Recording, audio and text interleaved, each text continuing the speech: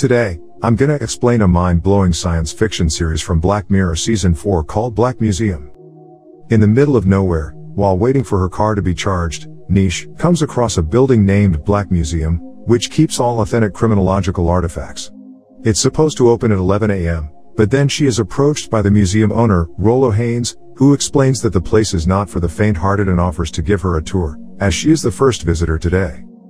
After doing some inspection through her stuff, they proceed to the main room of the museum. As they walk, Niche explains that she is out this way to visit her father and celebrate his birthday as he lives nearby. The first stuff they come across is a device that looks like an electronic hairnet.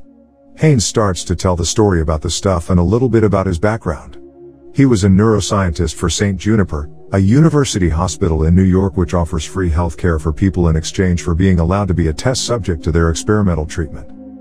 Haynes approaches Dr. Peter Dawson, who just failed his surgery, in regards to testing an experimental neurological implant. He then explains that his team has just discovered a device which allows information to transfer from one brain to another. The experiment failed, but they found an interesting discovery when one of his employees spilled hot coffee all over the first mouse, Kenny. The device enables the second mouse, Hector, to feel the same physical sensation as Kenny. Hector will feel the same burn sensation as Kenny, but it will take no damage at all. Because of that, they managed to create a receiver that can be implemented to the human's body. Its purpose is to enable all the doctors to feel their patient's pain, without having to experience the physical damage, so that they would be able to cure the patients in the right way. Interested with the offer, the device then is applied to the doctor's neck. Thanks to that, Dawson becomes an expert at diagnosing and treating his patients. He also manages to save a lot of lives. It turns out that the implant also enables him to receive pleasurable sensations. Dawson also uses the device to enhance sex with her girlfriend by feeling her sensation, causing him to experience male and female orgasm at the same time. Everything is going well for the doctor until one night where a poisoned senator is brought into the hospital. Dawson is connected when the senator suddenly dies. It is the first time he experiences death. Dawson blacks out for a few minutes, but when he awakes, they discover that nothing is wrong with his body. However, he soon finds that the side effect is that he now experiences pain as pleasure. The more pain he feels, the more pleasure he gets, or people called it masochist. He starts demanding for rough sex, but when his girlfriend gets tired of it, he then begins hanging around at the hospital waiting for patients and craving for pain. At one night, when an old lady who suffered a heart attack is brought to the emergency room, Dawson starts to connect himself to her and uses her suffering for personal pleasure. He intends to buy some time so that the other doctor won't do the treatment, but eventually the security guards have to pull Dawson away from her. The next day he visits Haynes, but he explains that he is not able to reverse the procedure, so the doctor has to be removed from the hospital. One night, Dawson finds that hurting himself will also bring the pleasurable sensation. Addicted to that, he begins mutilating himself. Not enough with that, he also tortures and kills a homeless man with a drill. By the time police find him, the extreme sensations of pleasure has caused him to fall into a coma and is put in the hospital until now. Back to the present, Haynes is covered by sweat and Niche offers him a bottle of water since the museum AC is broken. After that, they move to one of the saddest objects in the place, which is a monkey doll, and he starts to tell the story behind it. Jack and Carrie are a happy couple with their new baby. When Carrie wants to take a photo of her husband and son, she suddenly gets hit by a truck and falls into a coma. Jack visits his wife regularly, but she never awakes. They communicate using a neurotechnology, which allows Carrie to give yes or no responses. One day, Haynes approaches the husband and offers a procedure for her wife which transfers Carrie's consciousness into his brain and allows her to see and hear everything he does. It also enables Jack to talk to her again. At first, he is uncertain when told that they need to kill Carrie first, but Carrie agrees by responding from the device. They begin the operation and it is successful. Carrie is now able to feel the hug from their grown son, Parker. However, the shared consciousness begins to take a toll on the couple, as Jack feels a lack of privacy and Carrie keeps complaining about whatever he does. The couple then meets Haynes, who offers Jack more privilege by allowing him to put Carrie on pause. Tired of being watched, Jack decides to put his wife on a pause for weeks, but this action just infuriates her whenever he allows her consciousness again, making the relationship worse. Then, Jack meets Emily and the two begin dating.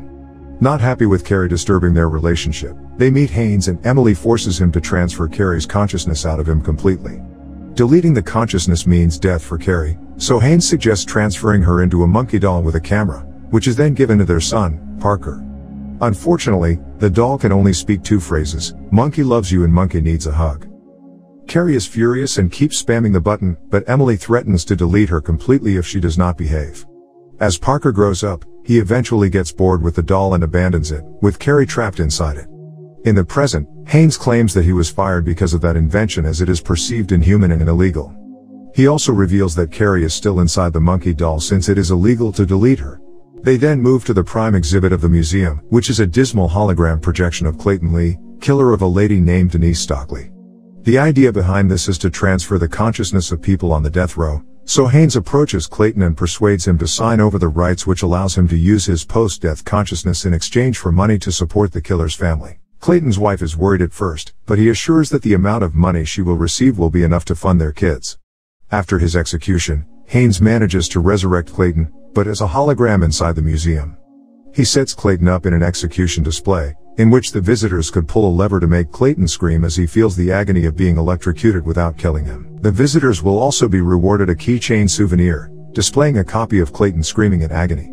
This torture machine has turned the museum into big success, as it is usually filled with visitors who are happy to see the killer gets tortured over and over again. Haynes explains that each electrocution is set to last 10 seconds. If it reaches more than 15 seconds, it would break the hologram and could erase it. While explaining, Haynes suddenly starts choking and discovers that he has been poisoned by Niche. She also has sabotaged the museum air conditioner so that Haynes would become thirsty and accept the water offer. Surprisingly, Niche reveals herself to be Clayton's daughter.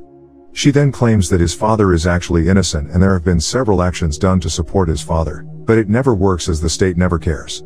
The least thing the protesters could do was to post a thread on social media, which ended up hurting the museum's popularity and decreasing the visitors significantly. Because of that, the museum now attracts wealthy sadists, who would pay more to torture Clayton, exceeding its limit, turning him into empty shell, not dead but hardly alive, until one day, Nisha's mom comes to see what has happened to her husband. Depressed, she takes a bottle of pills and vodka, causing her death by overdose. Haynes then dies and Niche transfers his consciousness into Clayton's hologram. She pulls the lever to the maximum, causing Haynes to experience the full force of being electrocuted while also finally putting Clayton's consciousness into rest. After that, along with her monkey doll and the souvenir containing Haynes screaming in agony, Niche walks out from the museum. Before returning to the car, she removes an electronic device from the AC compressor which causes it couldn't work and sets it on fire. At the end of the film, Niche is caught having a conversation with her mom, revealing that they have been sharing consciousness. Niche drives away with her mother shedding joyful tears as the museum is engulfed in flames.